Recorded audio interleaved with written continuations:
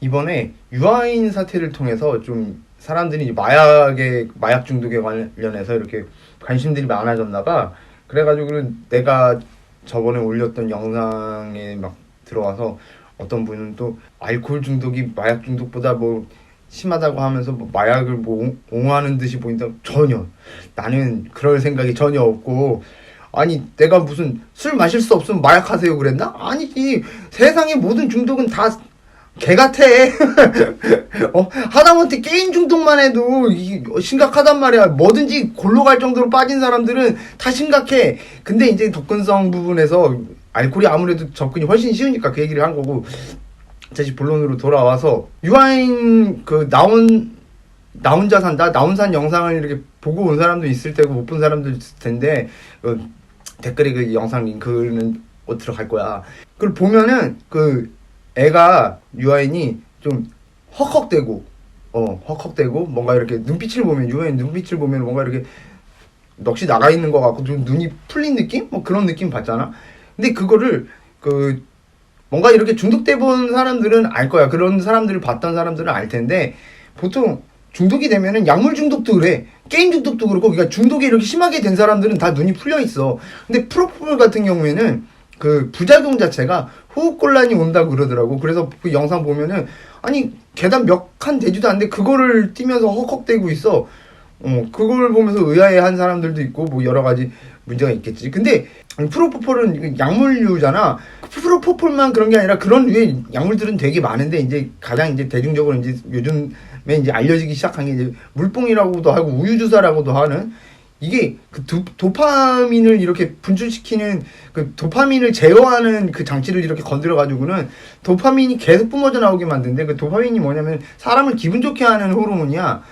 그래서 알코올 중독 같은 경우에도 알코올 중독의 그 통제끈이, 여기 알코올을 통제하는 그 뇌의 끈이 끊어지는 순간에 도파민이 계속 분출되고, 그 도파민 분출이 막히면은 사람이 스트레스를 받아가지고 이제 술을 계속 찾게 만드는 건데, 프로포폴도 이제 그런 경향이 있다라는 거지. 그 프로포폴뿐만 아니라 그 약물이라는 게 그렇게 되게, 우리 어머니 같은 경우에는 바카스에도 중독이 되셨어. 그리고 그 감기약 마약이라고 또 치면은 또 그것도 겁나게 이게 나와요. 감기약도 마약 성분이 있단 말이야. 모든 그 진통제류, 그리고 이제 고통을 잊게 하는 거, 그리고 이제 신경 안정제, 그러니까 사람의 마음을 이렇게 칼람하게 해주고 이렇게 뭔가 이렇게 가라앉혀주는 그런 역할을 하는 약물들 같은 경우에는 다 그런 요소들을 가지고 있어요. 그런 것들이 중독성을 가질 수가 있단 말이야. 누구나 중독이 되는 건 아니지만 그거에 유독 이제 중독에 유독 약한 사람들이 있겠지. 알코올 중독은 유전자가 거의 다 결정한다고 얘기를 해줬었잖아. 그래서 약물 같은 경우에도 약물이 가져다주는 뭐 신경 안정적 느낌, 그 수면제류도 마찬가지. 수면제류는 보통 신경 안정제 쪽이고, 마취제류는 그 예를 들어서 그 전쟁에서 전쟁 영화 같은 거 보면 몰핀 그러잖아. 그 몰핀이 겁나 센 마약이거든. 그거를 딱 맞는 순간 아무리 아파도 그 몰핀이 가져다주는 그 무슨 효과인지 정확하게 모르겠는데 그 감각 때문에, 그 쾌감인지 뭔지 모르겠, 그 편안해지게 해주는 건지 모르겠지만 그 감각 때문에 사람이 고통 자체를 느끼는 그 뇌 신경 자체가 마비가 된다는 거지. 그래서 몰핀을 어지간히 위급한 상황이 아니면 쓰지를 않는 거야. 우리가 이제 보통 약물 같은 거 처방을 받을 때, 그래서 의사 처방이 없으면 약국에서 그 약을 내주지 않는 이유가 그거거든. 위험성이 존재하기 때문이거든. 중독성뿐만 아니라 그걸로 인한 부작용, 약물로 인한 부작용이 어떻게 사람들한테 발생할지 모르니까, 누구나 다 자신의 신체가 다 틀리니까. 그렇기 때문에 약사가 약을 제조하기 전에 의사의 처방을 받으라고 하는 거거든. 하다못해 말했지만 두통약에도 심지어 그런 요소들이 있어요. 펜 그런 두통약 있잖아. 두통약에도, 심지어 두통약에도 중독된 사람들이 있고, 우리 어머니는 감기약에 중독되셨지. 바카스에 중독돼. 바카스엔 카페인이 어마어마하거든. 사실상 카페인 중독이라고 봐야지, 우리 어머니는. 근데 이제 맛이라든가 그런 효과라는 거, 그런 것 때문에 그렇지. 그 중독의 무서움이 뭐냐면은, 이거를 끊는 순간 사람들이 변해요. 성격이 변해. 사람들이 눈빛이 변해. 그걸 못하게 하면은 그걸 하기 위해서 막 폭력적으로 변하는 사람이 있고, 아니면 막 극심한 우울증에 시달리는 경우도 있고, 그렇게 갖가지 이렇게 부작용들이 생겨난단 말이야. 금단현상이라고 하지, 그걸 하지를 못하면은 사람이 견딜 수가 없게 되는 그런 상황. 그래서 약물 중독도 정말 어떻게 보면은 이제 단속을 하게 되잖아. 그러면은 이제 약물 중독도 아마 자꾸 이제 퍼지게 되면 요즘에는 인터넷을 통해서 사람들이 정보가 막 넘쳐 흐르잖아. 그러니까 약물 중독도 되게 심각한 문제야, 사실. 이게 아무리 법을 제정을 해도 그걸 뚫고 들어가요, 사람들이. 그래서 아니 프로포폴을 원래 뭐 그런 식으로 쓰라고 내놨냐고. 아니잖아. 근데 그렇게 쓴다고. 졸피뎀 같은 경우에도 내가 수면제 처방으로 졸피뎀을 받았거든. 위험한 걸 이제는 아니까 그 어느 정도 이렇게 알려지고 나니까 그러는 거지. 처음에는 그게 뭐가 위험한지, 뭐 그 범죄로 사용될지, 범죄에 이용될지 알지를 못했거든. 근데 결국엔 이용당하잖아. 그러니까 이게 되게 문제가 되는 거거든요. 유아인 같은 경우에 대마도 양성으로 됐다며. 근데 마약이 무서운 건 그거지. 그냥 짧게 그냥 딱 그냥 하나를 먹고 뭐씨 주사 한 방 맞고 그러고 나면은 애가 그냥 뿅가리 되니까. 그래서 쉽고 빠르니까 나중에는 이제 술 가지고 이제 만족이 안 되는 사람이 마약을 찾게 되는 거지. 이런저런 뭐 대마를 찾건 마리화나를 찾건 아니면 뭐 하다못해 졸피뎀도 그 환각 효과가 있어요. 그래가지고 졸피뎀 뭐 술 마시고 졸피뎀을 먹는 놈도 있어요. 근데 보통 잠드는 경우가 많을 텐데. 여튼 마약 중독 같은 경우에 근데 진짜 무서운 게 뭐냐면은 약물 중독하고 다르게 마약 중독이 정말 무서운 거는 나는 이제 사회적인 부분을 말하고 싶은데 마약에 중독되면은 모든 중독이 위험한 게 뭐야? 사람이 원래는 없었던 자리에 무언가가 하나가 이렇게 낑가 들어서 내 삶의 일부가 되는 순간부터 그것이 빠져나갔을 때 주는 그 상실감이라든가 그런 것들이 어마어마하게 커요. 간단하게 맨날 아침밥 차려주던 사람이 있어. 굳이 어머니가 아니더라도 맨날 아침밥을 차려주던 사람이 있었는데 다음날 그 사람이 없어. 그 허전함. 그게 사람마다 그 허전함을 느끼는 크기가 다르거든. 그리고 이제 중독성이 강한 그 마약이라던가 알코올이라던가 아니면 담배도 그래. 담배를 펴야 되는 순간에 담배 안 피면 사람이 막 성격 막 격해지는 사람 있잖아. 그게 중독의 위험이거든. 이 중독이라는 것들이 사람의 일상에 끼어 들어와서 그걸 한 부위를 차지하는 순간 이거를 떨어뜨려 놓을 수가 없어. 그래서 마약이 중독이 되면은 빠지게 되면은 계속 마약을 찾게 되는데 마약 중독의 가장 위험한 점은 내가 말하고 싶은 게 마약을 통해서 돈을 버는 집단이 어떤 집단이냐 이거지. 마약을 통해서 뭐 대기업이 돈을 버나? 아니면 소상공인이 돈을 벌어? 아니잖아.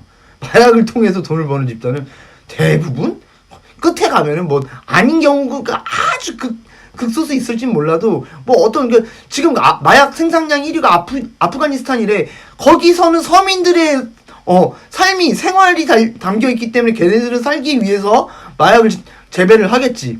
근데 그를 통해서 결국에 가장 돈을 버는 건 범죄 집단이잖아. 마약을 통해서 결국 돈을 벌게 되는 건 범죄 집단이고, 그리고 더 무서운 거는 마약을 통해서 얘네들이 돈을 벌기 시작하면 얘네들은 그 마약을 하는 애들을 이용을 하게 되잖아. 마약하는 애들 중에 연예인들도 많지, 뭐 정재계 인물들도 많지, 뭐 재벌 아들, 뭐 홍정욱이 딸도 그랬고 유시민이 조카도 그랬고 막 그런 애들 쫙 깔려 있잖아.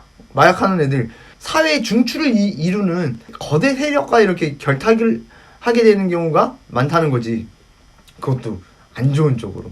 범죄 집단하고 결탁한 애들이 결국에 뭐 그게 뭐 정치인이 됐건 기업인이 됐건 걔네들이 뭐 궁극적으로 사람들한테 좋은 일을 하겠어? 아니잖아. 결국에는 이 마약을 통해서 사람들은 그 마약을 통해서 돈을 버는 집단들은 결국엔 그 마약을 통해서 얘네들이 자기 마음대로 움직이게 만들 수 있단 말이야. 정치인이건 연예인이건 뭐 누가 됐건지 간에 내가 마약을 주지 않으면 얘는 일상이 사라지니까 이 사람은 시키는 대로 위에서 시키는 대로 할 수밖에 없거든. 그래서 결국에는 그 마약을 하게 되는 사람들은 범죄 집단에게 이용당하면서 그들의 배를 불려주고 결국에는 그 돈 뭐 걔네들이 세금을 내? 아니잖아. 그 돈은 그러니까 우리가 그 일상에 그러니까 경제를 돌려야 할 그 돈들이 다 그런 암흑의 세계로 지하 세계로 빠져나간다는 거지. 그러면 결국에는 경제에도 악영향을 미치고 당연히 인간들의 건강에도 미치고 그리고 그런 사람들이 사회에서 안 좋은 상황에 처해지면은 전체적으로 당연히 안 좋아지는 거지. 분위기 자체가. 그리고 마약에 빠지고 그런 사람들이 약물에 빠지고 그런 사람들이 사회생활을 정상적으로 할 수 있을까? 마약에 빠지고 알코올 중독에 빠지고 그런 사람들이 사회생활을 제대로 하고 있는 사람이 얼마나 돼? 없잖아. 그런 사람들이 늘어나게 되면 결국에는 사회 전체가 계속 좀 먹는 거야. 이게 무서운 거거든. 그런데 정작 마약 범죄를 이렇게 막는 애들은 결국에는 왜 막겠어? 그들을 이용해서 자기들이 얻는 이익이 있으니까 그 범죄를 소탕 못하게. 그리고 걔네들을 눈 감아주고 당연히 경찰 내부에서도 그런 세력이 있을 테고, 물론 검찰 측에서도 그런 세력이 있을 테고, 정치인 중에도 그런 세력이 있을 테고, 대기업에서도 그런 세력이 있겠지. 그런 세력들은 결국에는 가장 힘들게 사는 사람들, 잘 사는 사람들을 이용해 먹을 수도 있지만, 마약이 우리 사회에 이렇게 쫙 퍼지는 순간에 어떤 사람들을 이용해 먹게 되면 결국에는 사회에서 가장 열심히 살다가 힘들어진 사람들, 그런 사람들을 이용해서 자기들의 이익을 위해서 그런 사람들 이용해 먹게 된다는 거지. 그 사회 전체적으로 커다란 문제가 되는 거거든. 나는 그래서 유아인이라는 사람이 걔가 나보다 어차피 나보다 열심히 살 테고, 어차피 나보다 잘 살 거고, 내가 뭐라고 한다고 해서 신경 쓸 것도 아닌데, 내가 그 유아인이라는 사람을 어떻게 다 이유가 있겠지. 자기 사정도 있겠고, 나는 일부러 유아인이라는 어떤 가진 생각이나 그런 거에 대해서 깔 생각은 없어. 그런데 그로 인해서 모방범죄라고 하잖아.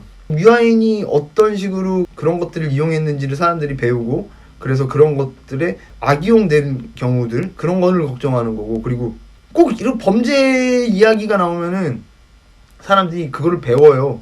어릴 때 보면은 항상 그 얘기 기억나지? 꼭 하라는 짓거리는 안 하고 하지 말라는 짓거리는 한다고. 꼭 그건 빨리 배우거든. 지금도 사람들 보잖아. 내가 예전에 블로그에다가 감기약 마약에 대한 올려놨더니, 야, 사람들 검색이 와장창 뜨는 거야. 그럼 그게 마약의 위험성을 보기 위해서만 왔을까? 그게 과연 어떻게 효과가 일어날까 그런 것만 궁금해서 왔을까? 아니잖아. 나는 혹시나 내가 그거를 이용할 방법은 없을까? 그렇게 생각하는 사람도 그게 많지는 않겠지만 극소수겠지만 어쨌거나 그런 사람들이 있을 거 아니야. 그런 사람들, 열심히 사는 사람들, 경찰들도 보면은 다 성실하게 열심히 일하지만 이상하게 새끼로 새고 나쁜 짓을 하는 한두 명 때문에 욕을 먹게 되는, 우리 사회가 전체가 사실상 그래.